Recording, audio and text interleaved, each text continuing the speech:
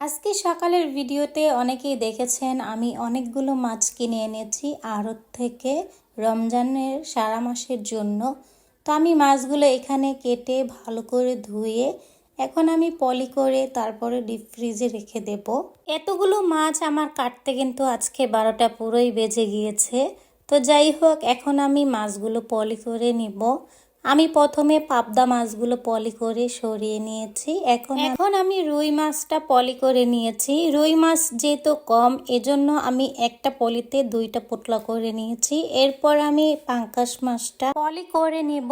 তো এদিকে আপনাদের ভাইয়া ফ্রিজ পরিষ্কার করে তারপরে ফ্রিজটা ধুয়ে নিচ্ছিল, কারণ ফ্রিজে অনেক জায়গা লাগবে এই জন্য। আচ্ছা যাই হোক, আমি কিন্তু সব সময় মাছ পলি করার সময় 5 পিস কিংবা 6 পিস করে পলি করে রাখি। পাঙ্গাস মাছটা পলি করা হয়ে গেছে, এখন আমি তেলাপিয়া মাছটা পলি করে নিব।